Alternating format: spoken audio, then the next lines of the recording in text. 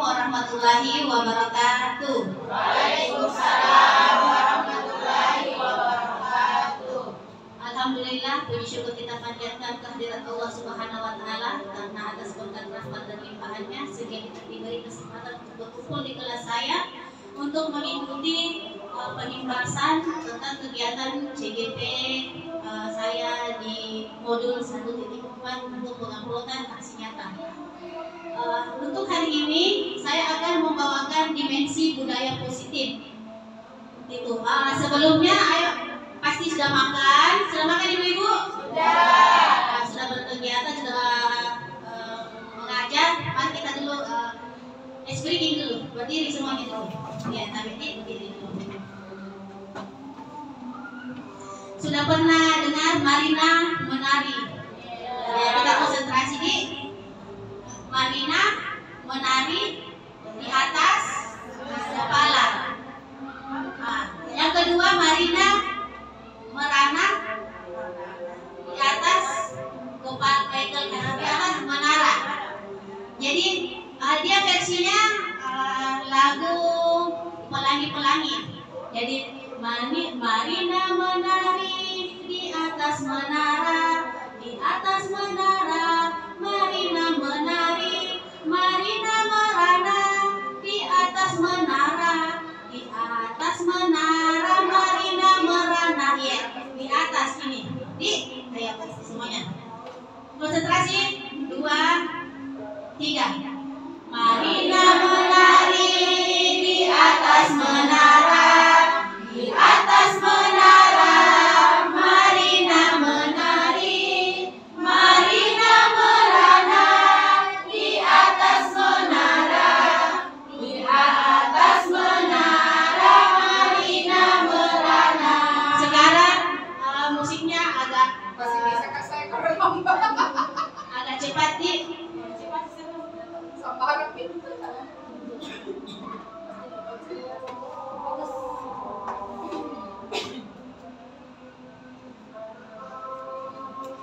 Ya, 2, 3. Marina menari di atas menara, di atas menara.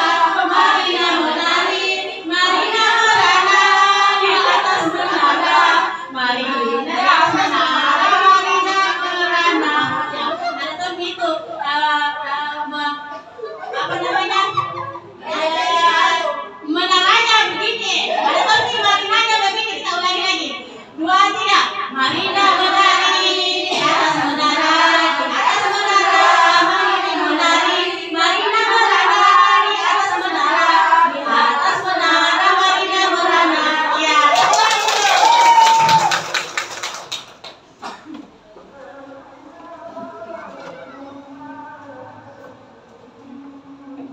Ya, topik yang akan kita bahas hari ini yaitu disiplin positif dan nilai kebajikan universal, teori motivasi, hukuman dan penghargaan restitusi, keyakinan kelas, kebutuhan dasar manusia dan dunia berkualitas, restitusi, 5 posisi kontrol, restitusi, segitiga, restitusi.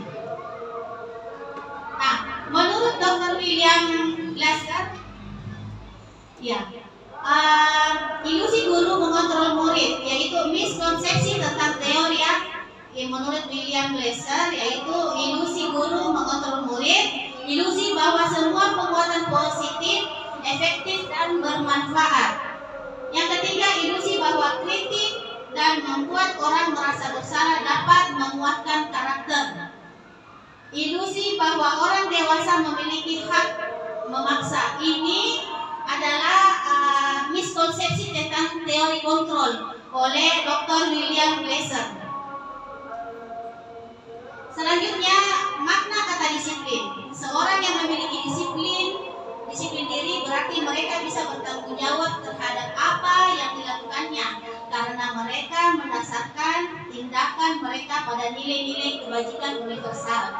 Sehingga nilai-nilai kebajikan adalah sifat-sifat positif manusia yang merupakan tujuan mulia yang ingin dicapai setiap individu. 3 motivasi perilaku manusia. Yang pertama, untuk menghindari ketidaknyamanan atau hukuman. Kedua, untuk mendapatkan Tiga, untuk menjadi orang yang mereka inginkan dan menghargai diri sendiri dengan nilai-nilai yang mereka percaya. Jadi tiga motivasi ini adalah perilaku manusia. Saya, kita. Kenapa kita melakukan ini? Pasti karena untuk mendapatkan imbalan atau penghargaan dari orang lain. Jadi terkadang itu kita berbuat kebaikan, pasti ada nilai yang tertanam dalam diri kita. Karena maukah dianggap bahwasanya saya baik. Nah, seperti itu. Allahu Akbar. Selanjutnya, 5 kebutuhan dasar manusia. Ada kebutuhan untuk bertahan hidup yang biasa dikenal survival. Ada kasih sayang dan rasa diterima, love and belonging. Ada kebebasan, freedom. Ada penguasaan, power. Ada kesenangan atau fun. Jadi 5 kebutuhan dasar manusia ini pasti kita melekat di diri kita. Saya seperti ini karena saya ingin disayang, saya ingin dihargai, saya melakukan hal ini karena saya ingin menjadi penguasa. Saya bekerja karena ingin bertahan hidup. Bagaimana ingin supaya bertahan hidup? Saya harus bekerja, saya harus menghasilkan uang. Seperti itu. Nah, 5 posisi kontrol guru. Ada sebagai penghukum, ada pembuat orang merasa bersalah, ada teman, ada pemantau, ada manajer. Nah, kira-kira Bapak Ibu, kita bertanya dalam hati kita sendiri, kira-kira saya ada di posisi mana selama ini? Atau kita bicara yang kemarin, tahun lalu, sebelum kita mengenal yang namanya Merdeka Belajar, masih kurikulum yang lain, atau belum kita mengenal yang bagaimana sih 5 kontrol posisi kontrol guru, kira-kira kita berada di mana? Ada yang bisa? Kira-kira kita ada di mana? Kemarin saya ini presentasi, saya terus terang, saya berdiri di sini terus terang. Kemarin itu saya berada di posisi penghukum dan posisi pembuat merasa bersalah. Alhamdulillah setelah saya pelajari modul 1.4, saya sudah mulai menerapkan posisi manajer, sebagai manajer. Yang mana itu posisi sebagai manajer? Kita akan kupas nanti di belakang. Jadi ada yang mau, yang berani, kira-kira selama ini saya mengajar, saya berada di posisi mana? Ada? Coba Ibu Salma, selama ini kita berada di posisi mana? Kira-kira menghardik sama dengan memarahi. Saya rasa kita semuanya ada di posisi penghukum nih. Kira-kira setuju tidak kalau saya mengatakan bahwa kita dulu ada di posisi penghukum? Betul tidak? Kenapa? Kenapa kira-kira kita berada di posisi penghukum? Karena apa? Karena pada saat itu kita menjatuhkan mentalnya anak di hari itu juga, di tempat itu juga. Meskipun banyak atau tidaknya orang, kita jatuhkan mentalnya. Kenapa itu mentalnya begitu? Tidak boleh itu begitu. Bukan itu siapa? Gini-gini. Nah, itu sebenarnya kita sebagai guru seharusnya kita hindari yang seperti itu ya. Posisi penghukum. Kenapa dikatakan penghukum? Nah, nanti kita kupas lebih ke belakang nanti antara yang namanya penghukum sama apa istilahnya? Penghukum, konsekuensi dan restitusi. Nah, setuju tidak kalau saya mengatakan bahwa kita pernah berada di posisi penghukum? Setuju tidak kalau kita pernah berada di pembuat merasa bersalah? Ada tidak di antara kita yang pernah menjadi seorang teman? Ada. Pasti kita pernah merasa menjadi seorang teman buat anak-anaknya. Saya juga dulu masih melakukan seperti itu. Berteman, biasanya kita bilang posisi kita sebagai teman itu di dalam kelas. Kalau di luar. Kalau di dalam kelas jangan anggap ibu sebagai teman. Padahal sebenarnya harus tidak perlu namanya kita di luar beda, di dalam beda. Manajer, saya tidak pernah melakukan manajer. Alhamdulillah 2 minggu yang lalu saya sudah melakukan, berusaha untuk menjadi manajer. Mungkin ada teman-teman yang bertanya, di ruang guru, Ibu Ana mulai nilainya sabar-sabar. Tidak pernah itu kelihatan marah, Pak. Ada anak-anak berkelahi dibawa ke ruang guru. Saya biasanya bilang, kenapa ini saling berkelahi? Orang itu kalau istirahat itu istirahat. Ada guru juga punya istirahat. Bukan kalian lagi dia loh. Pernah itu selalu didengar saya bilang begitu. Sekarang alhamdulillah saya kontrol nih. Karena saya berusaha berada di manajer. Jadi insya Allah kita juga berupaya untuk menjadi posisi kita sebagai manajer.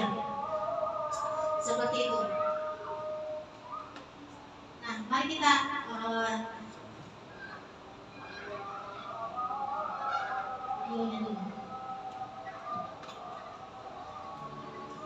nah, ini sebagai posisi penghubung.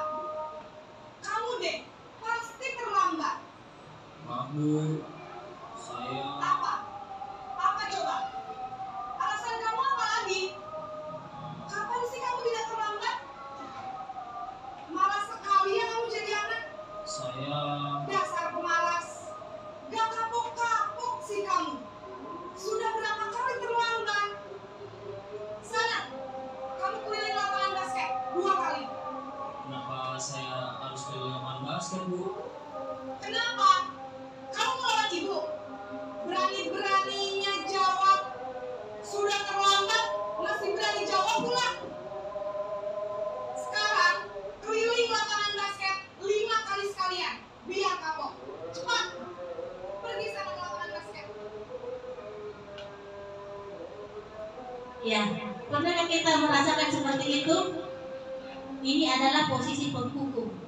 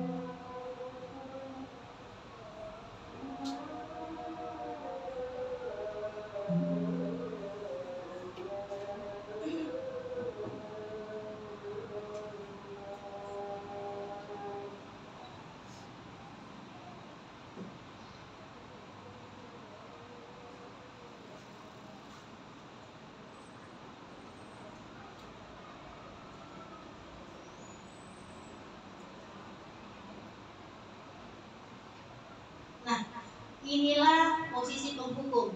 Ada suara tinggi, bahasa tubuh, mata melotot, dan jari menunjuk atau menghati. Dampak pada murid buat guru posisi penghukum, kemungkinan murid marah dan mendendam atau bersifat agresif. Bisa jadi sesudah kembali duduk, murid tersebut akan mencoret-coret bukunya atau meja tulisnya.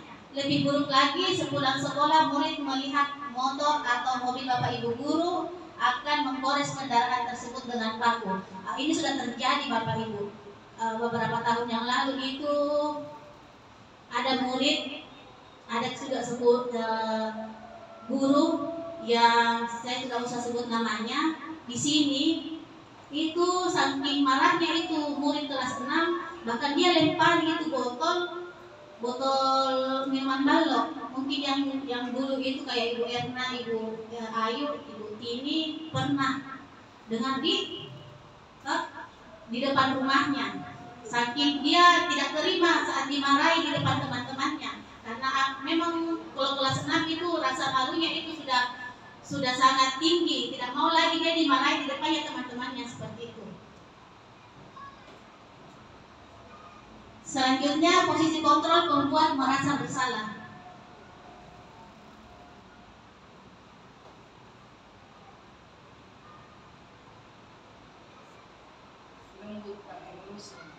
Ya. Posisi pembuat merasa bersalah. Contoh kasusnya yang kedua.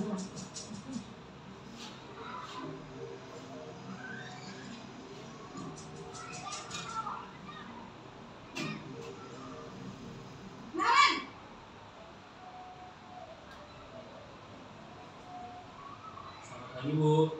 Naren, kamu kenapa terlambat lagi, nak?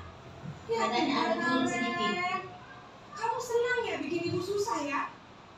Kalau kamu terlambat lagi, nanti ibu yang ditegur bapak kepala sekolah, nak. Disangka ibu tidak bisa membina kamu. Duh, gimana ini? Maaf Bu. Duh, Gusti Naren, kamu suka ya kalau ibu ditegur bapak kepala sekolah? Terus, sekarang ibu harus tulis apa yang di buku absen? Ini kamu sudah sering terlambat loh. Ibu harus apa coba? Maaf Bu. Maaf sekali. Ya sudah, lain kali jangan bikin ibu susah lagi ya nak ya. Ibu tidak akan kuat lagi kalau kamu begini terus.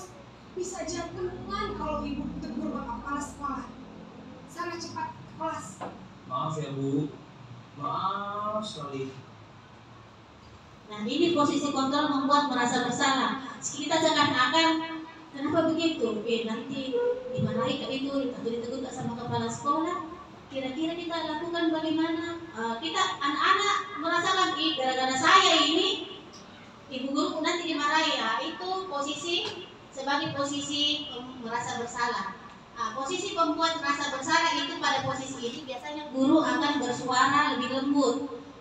Pembuat rasa bersalah akan menggunakan keheningan yang membuat orang lain merasa tidak nyaman, bersalah atau rendah diri. Dampak pada murid akan merasa bersalah telah mengecewakan ibu atau bapak gurunya. Murid akan merasa menjadi orang yang gagal dan tidak sanggup membahagiakan orang lain. Kadang-kadang sikap seperti ini lebih berbahaya dari sikap penghukum, karena emosi akan tertanam rapat di dalam. Murid menahan perasaan. Jadi lebih bahaya pembuat rasa bersalah daripada penghukum. Seperti itu. Posisi kontrol sebagai teman. Kita lihat posisi kontrol sebagai teman.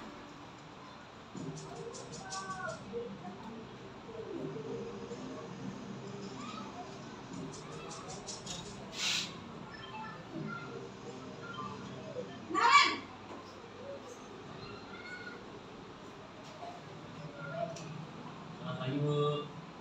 Wah, sudah jam berapa ini nak? Terlambat lagi ya sayang. Iya Bu. Habis ibu saya lupa bangunkan saya Bu. Kamu malah menyalahkan ibu kamu. Kamu bukannya anak yang larinya paling kencang. Kok terlambat sih? Iya Bu. Saya memang terlambat bangun tadi. Jadi biarpun saya lari kencang, tetap gak kejar Bu. Ya sudah sana, nanti lain kali lari lebih kenceng lagi ya, biar gak terlambat lagi. Bikin seneng ibu demi ibu, bisa kan? Bisa lah Bu. Ya sudah sana masuk kelas, ibu beresin urusan absen kamu. Kamu ini ada-ada saja. Itulah posisi kontrol sebagai teman. Jadi kita bertanya sama anak-anak, anak-anak menjawabnya juga ya cengengesan seperti itu. Nah, posisi teman, guru pada posisi ini tidak akan menyakiti murid, namun akan tetap berupaya mengontrol murid melalui persuasi. Posisi teman pada guru biasa negatif ataupun positif. Positif di sini berupa hubungan baik yang terjalin antara guru dan murid. Hal negatif dari posisi teman adalah bila suatu saat guru tersebut tidak membantu, maka murid akan kecewa dan berkata murid merasa dikecewakan dan tidak mau lagi berusaha. Murid akan merasa senang dan akrab dengan guru. Ini termasuk dampak positif. Hanya saja di sisi negatif murid menjadi tergantung pada guru tersebut. Bila ada masalah, dia merasa bisa mengandalkan guru tersebut untuk membantunya. Jadi terkadang itu kalau kita sebagai teman kepada siswa, kadang-kadang tidak apa-apa sih, anggap teman aja. Jadi kadang-kadang itu anak-anak langsung kita peluk, kadang terlalu baik, kadang-kadang biar dia terlambat karena tidak pernah jangan marah-marahi guruku kalau terlambat, paling saya kasih sedikit alasan, ya terima nih, seperti itu.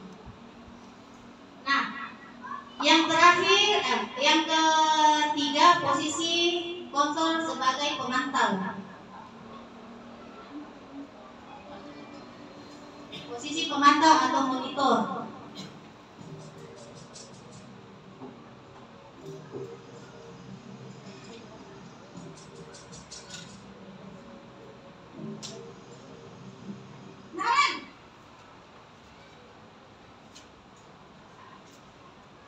Selamat pagi Bu. Naren, apa peraturan sekolah kita tentang jam berapa kita harus masuk sekolah, nak? Kita harus di sekolah jam 7 Bu.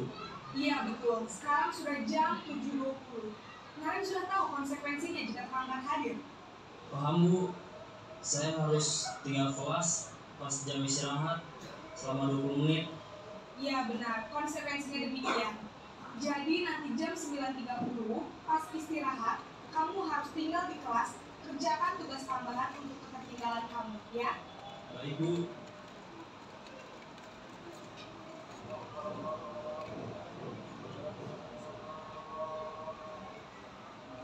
Posisi pemantau, memantau berarti mengawasi. Pada saat kita mengawasi, kita bertanggung jawab atas perilaku orang-orang yang kita awasi. Posisi pemantau berdasarkan pada peraturan-peraturan dan konsekuensi. Murid memahami konsekuensi yang harus dijalankan karena telah melanggar salah satu peraturan sekolah. Guru tidak menunjukkan satu emosi yang berlebihan, menjadi marah atau membuat merasa berbuat salah. Nah, ini agak lebih baik lagi daripada yang tadi. Selanjutnya yang terakhir, posisi kontrol manajer sebagai guru sebagai manajer. Inilah yang harus kita upayakan bahwa guru seharusnya sebagai manajer posisinya.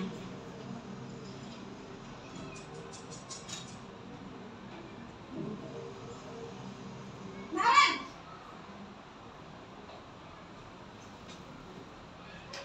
Selamat pagi Bu. Selamat pagi, Naren. Maaf Bu, saya terlambat. Iya, sekolah masuknya jam 7, sekarang sudah jam 7.20. Jadi sekarang bagaimana ini, Naren? Maaf Bu, saya lupa setel alarm saya semalam. Baiklah, menurut kamu, keyakinan sekolah yang mana yang perlu kamu tingkatkan? Menghargai diri sendiri dan orang lain mungkin ya Bu. Setuju. Jadi, apakah Naren meyakini prinsip saling menghormati tersebut? Iya Bu, saya meyakininya. Apakah Naren bersedia memperbaiki masalah keterlambatan ini? Bersedia Bu. Bagaimana kamu akan memperbaiki masalah keterlambatan ini? Saya akan coba untuk tidak lupa menyetel alarm saya Bu. Baik, kalau Naren mau menyetel rumah ada orang yang kira-kira bisa bantu mengingatkan tidak? Ada Bu, kata saya, Kak Emma. Ada lagi selain Kak Emma? Selain Kak Emma, ada ibu saya. Baik, jadi yang mengingatkan Naren adalah Kak Emma dan ibu kamu ya. Kira-kira akan mulai set alarm kapan nih Naren? Setelah pulang sekolah, akan segera saya lakukan. Baik, jadi Naren akan setel alarm untuk bangun besok pagi dan akan diingatkan oleh kakak dan ibunda Naren ya. Ada lagi yang mungkin perlu dilakukan Naren agar tidak terlambat bangun lagi? Tidak ada Bu. Baik Naren, terima kasih untuk kerjasama kamu. Sekarang kamu perlu kembali ke kelas untuk belajar. Baik Bu, terima kasih. Ya, itulah posisi kontrol sebagai manajer yang dimana kita CGP diupayakan seorang guru itu harus menjadi posisi kontrol manajer. Ya, dimana kita pada saat anak mau berbuat salah, kita tanya, tapi mereka menjawab dan mencari solusinya sendiri. Jadi kita cuma mengarahkan, mereka yang mencari solusinya sendiri. Seperti itu. Nah, posisi manajer, posisi terakhir itu posisi di mana guru berbuat sesuatu bersama dengan murid, mempersilahkan murid mempertanggungjawabkan perilakunya, mendukung murid agar dapat menemukan solusi atas permasalahannya sendiri, bukan untuk membahagiakan guru atau orang tua. Murid sudah mengetahui adanya suatu masalah dan sesuatu perlu terjadi. Guru akan mengembalikan tanggung jawab pada murid untuk mencari jalan keluar permasalahannya. Tentu dengan membimbing guru yang membimbing. Nah, seperti yang kemarin sudah saya sampaikan, di KKG juga sudah saya sampaikan bahwasanya setiap memulai pembelajaran itu guru dituntut untuk selalu membuat keyakinan kelas atau peraturan kelas atau kesepakatan kelas. Nah, ketika kita melakukan kesepakatan atau keyakinan kelas, lantas ada anak-anak yang melanggar, maka kita ingatkan kesepakatan atau keyakinan kelas tersebut. Misalkan anak-anak membuang sampah, kira-kira nak itu sampahnya bagus tidak di situ? Tidak bagus Bu. Kenapa? Merusak pemandangan atau kotor. Nah, kita gali anak-anak. Terus kira-kira di mana ditempatkan itu tempat sampah? Mereka menjawab seperti itu. Jadi beda dengan menghukum. Kalau menghukum itu sesuatu yang dilakukan seseorang kepada orang tersebut dengan secara tiba-tiba tanpa ada perjanjian. Itu namanya menghukum. Misalkan anak-anak lari-lari tabrak pot, langsung dimarahi atau dicubit. Nah, itu namanya menghukum. Atau anak-anak terlambat upacara dikasih berdiri, itu namanya menghukum. Nah, karena tidak ada kesepakatan dengan anak-anak. Dengan beda dengan konsekuensi. Konsekuensi itu ada kesepakatan.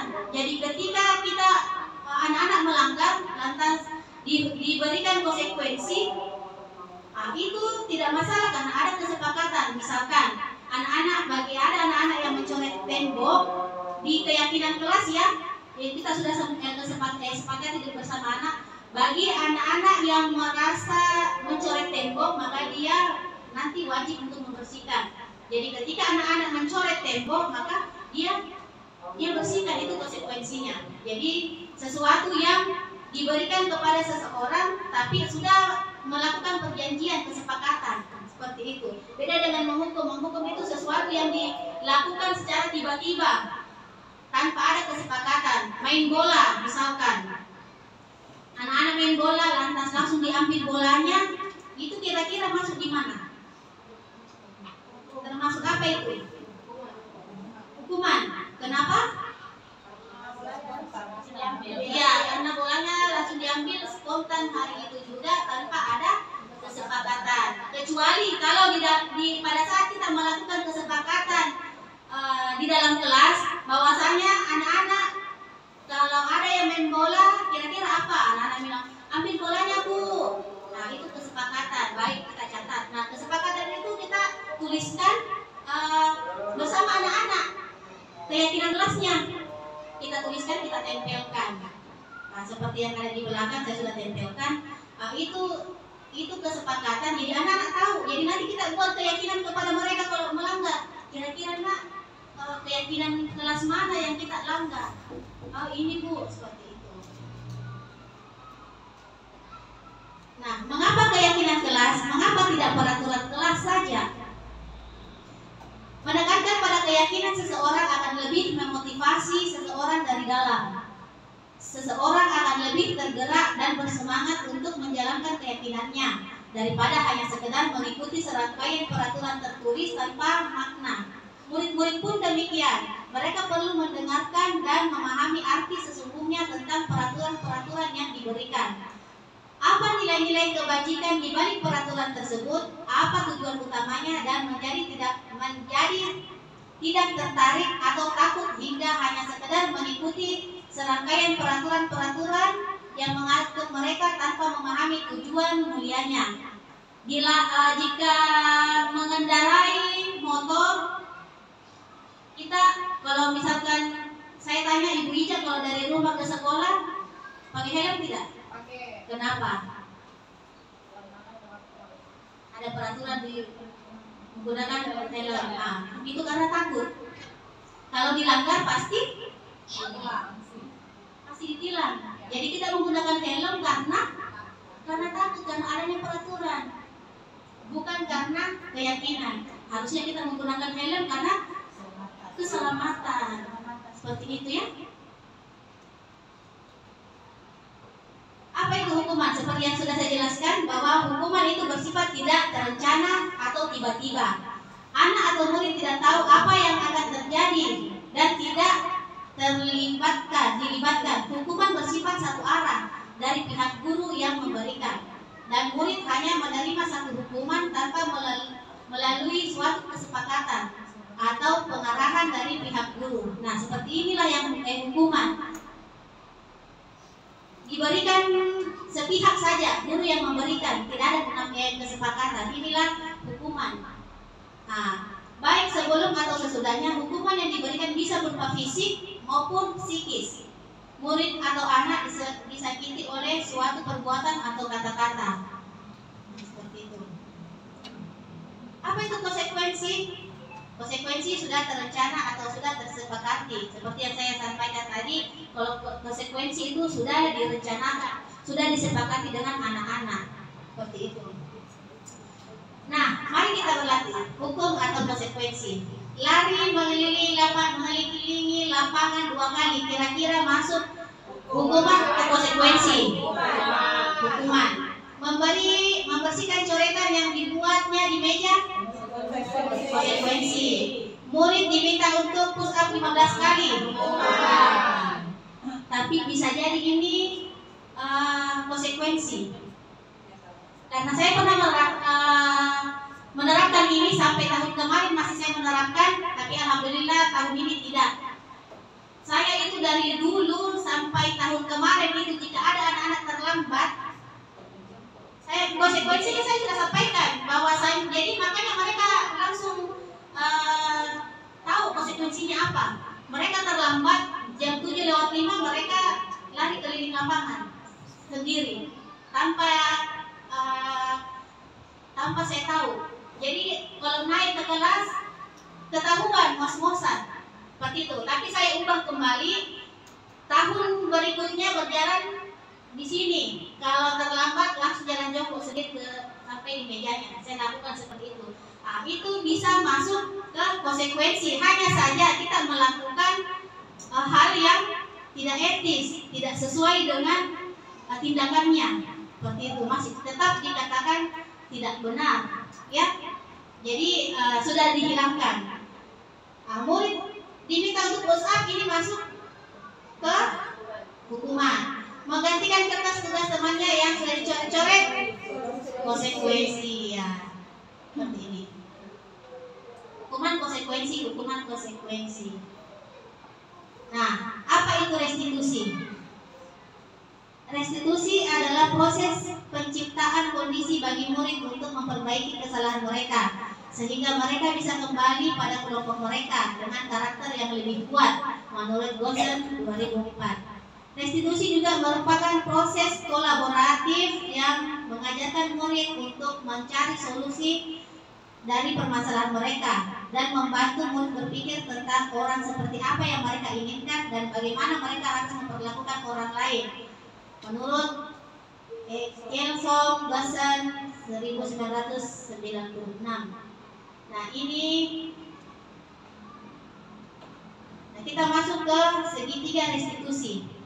Segitiga restitusi adalah suatu proses dialog yang dijalankan oleh guru atau orang tua agar dapat menghasilkan murid yang mandiri dan bertanggung jawab. Seperti pada contoh kasus yang terakhir, yang kelima ya, itu masuk ke segitiga restitusi, yang mana kita sebagai guru upayakan bahwasanya kita menjadi guru harus berada di posisi manajer, diupayakan itu dengan menerapkan segitiga restitusi. Segitiga restitusi itu yang pertama menstabilkan dulu identitas. Jadi pada saat kita bertanya, kita stabilkan dulu identitas. Apa yang kita lakukan kepada anak-anak? Apa yang kita tanyakan, yaitu setiap orang pasti pernah melakukan kesalahan. Contoh, kenapa kita marah? Ya contek kamu, dia contek tugasku bu. Terus apa yang kita lakukan? Saya marah, saya lempar itu buku. Jadi kita lakukan dulu menstabilkan identitas. Kita katakan bahwa bukan cuma kita yang melakukan kesalahan seperti itu, bukan cuma kita yang lakukan. Kita pasti, teman-teman kalian juga pasti merasakan hal yang sama, pernah merasakan hal itu, bahwasanya kalau dicontek bukunya pasti marah. Kalau ibu ada di posisi kalian, pasti juga ibu melakukan hal yang sama. Kita menstabilkan dulu identitas anak. Yang kedua, validasi dulu tindakan yang salah. Kira-kira yang kamu lakukan benar atau salah? Tidak bu. Terus apa yang sebaiknya kita lakukan? Sebaiknya saya harus lebih sabar. Seperti itu. Jadi yang boleh kita lakukan, boleh kamu tentu punya alasan mengapa melakukan itu. Apa ada cara yang lebih efektif untuk mendapatkan apa yang kamu butuhkan? Ini kalimatnya boleh kita ganti seperti itu. Kenapa kita melempar bukunya nak? Karena marah, saya marah bu, dicontek. Seperti itu.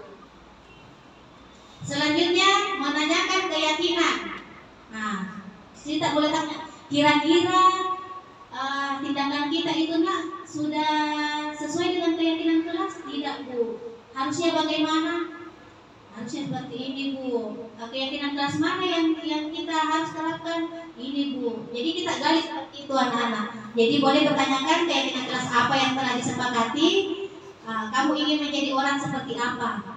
Nah inilah segitiga restitusi yang di kasus terakhir tadi yang kelima itu sebagai posisinya sebagai manajer yang diterapkan. Ini segitiga restitusi. Inilah langkah-langkahnya, seperti tadi menstabilkan identitas dulu. Teori kontrolnya itu kita semua akan melakukan hal yang terbaik bisa kita lakukan. Validasi tindakan yang salah, semua perilaku memiliki alasan. Menanyakan keyakinan, kita semua memiliki motivasi internal. Dalam penerapan program disiplin positif, hendaknya guru memiliki standar kepribadian, profesional, dan sosial yang baik, di mana guru mampu merefleksi dirinya dalam posisi kontrol saat ini. Bagaimana perjalanan dirinya sebagai among atau manajer yang menuntut murid-muridnya menjadi insan mandiri, merdeka, dan bertanggung jawab. Inilah standar nasional pendidikan kita. Baik, yang ditunggu-tunggu mungkin ini. Sebelum ada yang bertanya, kita berdiri lagi. Boleh?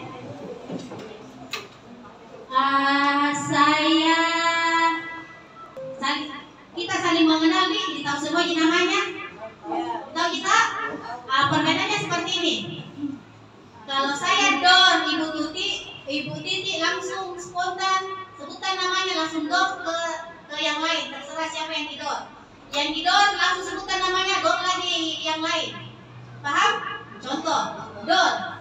Bilang Tuti, Dor. Ini langsung Rahmat, Dor. Gitu. Tapi langsung cepat ya, jangan berpikir karena ini konsentrasi.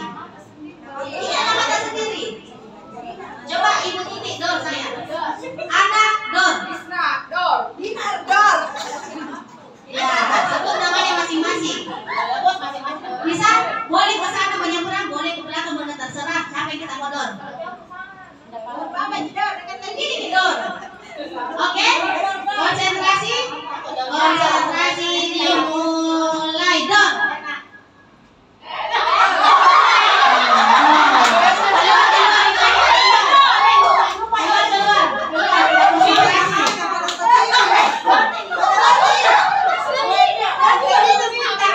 Lanjut, konsentrasi dor.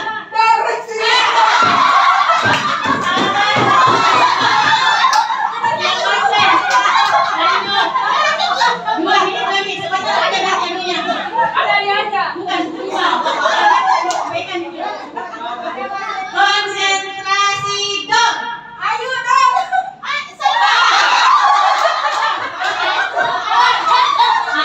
Lupain namanya. Konsentrasi dor. Lanjut, konsentrasi dor.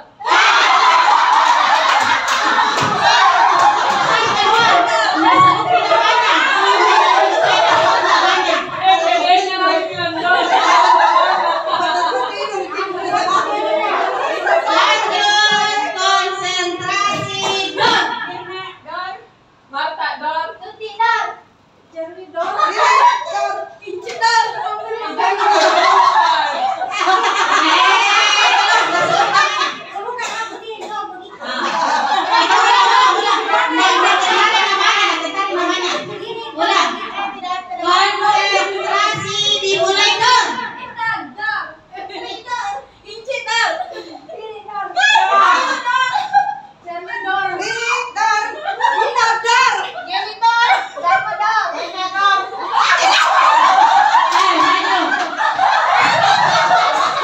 Iya, tepuk tangan dulu buatnya. Silakan duduk yang di sini membuat lingkaran dapat hukuman karena tidak disepakati. Ya, turunkan tangannya satu langkah ke belakang. Ya, silakan cari benda-benda yang ada di sini. Dalam hati nak, kira-kira apa? Satu saja. Benda di ruangan ini sudah? Kita apa bu? Jam. Ini tidak boleh sama. Yang lain? Apa? Kipas, spidol, laptop, sapu. Ingat kita? Apa tadi ini? Jam. Yang bilang-bilang bu. Apa tadi ini? Jam. Ini tadi apa? Kipas. Lihat dulu kipas. Ingat kita, ingat ini kipas. Spidol, ingat Ibu Sari spidol. Laptop. Ingat di semua. Kita bu, apa ini tadi? Spidol.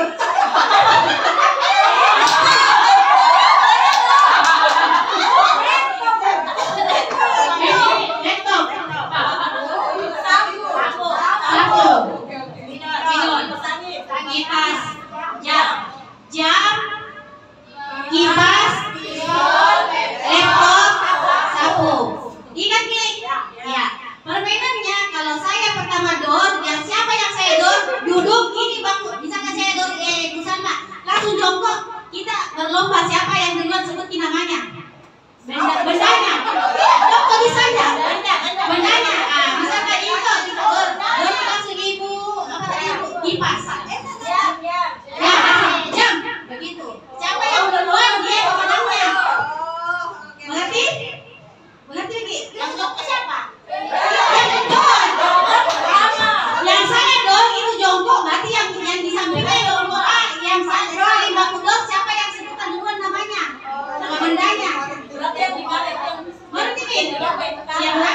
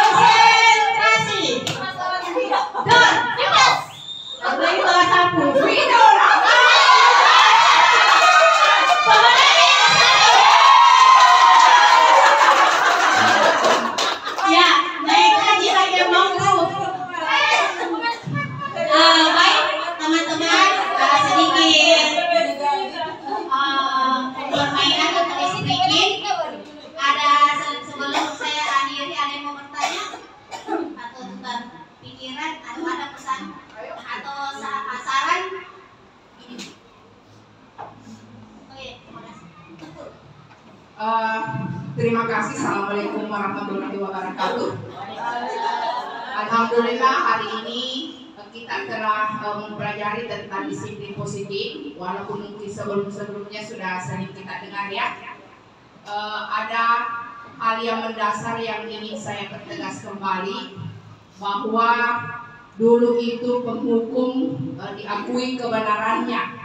Nah, penghukum itu bisa saja sebagai memberikan hukuman, tetapi bisa juga berfungsi pada saat kita memberikan hadiah itu menghukum bagi anak-anak, karena anak-anak konsekuensinya atau tindak lanjutnya itu anak-anak mau berbuat kalau misalnya diberikan hadiah. Nah, itu yang pertama. Nah, yang kedua, setelah ada kata penghukum ada namanya konsekuensi ya. Kita yakini bahwa itu benar karena ada kesepakatan. Kemudian perlu saya pertegas bahwa di samping ada kesepakatan melalui keyakinan keras yang bisa membedakan dari hal yang mungkin yang paling bisa kita pahami, kalau antara konsekuensi dan hukuman itu, kalau hukuman tindakan yang selaras dalam arti bahwa memberikan sesuatu tindakan kepada anak-anak yang ada kaitannya dengan apa yang telah diperbuat. Contohnya tadi, ketika mencoret-coret meja, berarti kalau mau memberikan dia sebagai konsekuensi, sebagai keyakinan bahwa berarti harus dihapus, ada hubungannya kan? Dibandingkan dia mungkin lari di keliling lapangan, itu kan tidak ada hubungannya antara mencoret meja dengan lari di lapangan. Nah, itu sebenarnya hal yang bisa kita pahami bahwa antara hukuman dengan konsekuensi dari segi itu kita memberikan sesuatu yang setara. Nah, contoh ketika dia terlambat, kalau kita suruh lari atau suruh push up, berarti tidak ada hukumannya antara lari dengan push up. Ya, jadi bisa mungkin kita pahami bersama. Tetapi kalau misalnya terlambat, berarti kan ada pelajaran yang tidak diikuti. Ketika mungkin kita memberikan tugas sesuai dengan pelajaran atau meminta siswa untuk terlambat keluar dari kelas, kemudian menyelesaikan apa yang menjadi keterlambatannya kan berkaitan. Nah, itu konsekuensi. Nah, ya, setelah itu berkembang, konsekuensi juga masih dianggap kurang bagus, maka lahirlah segitiga restitusi, menstabilkan, kemudian menanyakan, memvalidasi tindakan, kemudian keyakinan kelas. Nah, yang ketiga tadi ini kan berkaitan dengan fungsi kontrol guru yang kelima, yaitu berfungsi manajer ya. Nah, Bapak Ibu, tentu di antara kita semua atau termasuk saya pribadi, walaupun misalnya saya pahami, karena terus terang ini sudah dibahas di Lokakarya untuk sekolah penggerak, tetapi masih biasa kita lakukan. Kemarin dulu saja waktu ada anak-anak yang main bola, saya langsung ambil bolanya, itu kan hukuman ya, masih sering dilakukan. Nah, saya selaku penanggung jawab dalam hal ini kepala sekolah, mungkin secepatnya kita membuat yang namanya keyakinan keras agar kita bisa meniadakan yang namanya hukuman, dalam arti bahwa lihat kondisi di sekeliling hal-hal apa saja yang bisa terjadi. Intinya keyakinan keras itu tidak menggunakan bahasa yang negatif, lebih banyak menganjurkan dan lebih abstrak. Ya, contoh, jangan membuang sampah di sembarangan, itu kan termasuk peraturan kan, sampah tidak boleh dia. Tetapi ini kalau dia keyakinan keras berarti semacam anjuran, buanglah sampah pada tempatnya. Saya kira itu jadi luar biasa apa yang kita peroleh hari ini. Mudah-mudahan kita bisa laksanakan, implementasikan dalam kehidupan kita sehari-hari. Yang namanya posisi kontrol pasti kelima-limanya sudah biasa kita lakukan, dan harapan tak semua kita bisa menjadi yang kelima tadi, posisi manajer ya. Oke, saya kira itu saja apresiasi dari saya, hanya semacam saran bahwa untuk lebih membedakan antara hukuman dan konsekuensi itu berarti istilahnya ada hukuman atau tindakan diberikan sejalan, ada kaitannya ya dengan tindakan anak-anak kita. Sekira demikian, assalamualaikum warahmatullahi wabarakatuh. Waalaikumsalam warahmatullahi wabarakatuh. Baik, tepuk tangan dulu untuk ibu kita. Ya, jadi seperti itu kita upayakan tidak ada hukuman dan konsekuensi. Kita bisa belajar sedikit-sedikit meskipun kelihatannya saya juga di awal agak canggung ya karena terlalu apa ya bahasa kita ke anak-anak terlalu formal sekali. Jadi apa yang begitu, tapi itulah yang diajarkan yang kesimpulannya ada solusi. Iya. Anak-anak sendiri yang menemukan. Iya, intinya ya kesimpulannya seperti itu. Kita tidak menjatuhkan anak pada saat dia baru melakukan.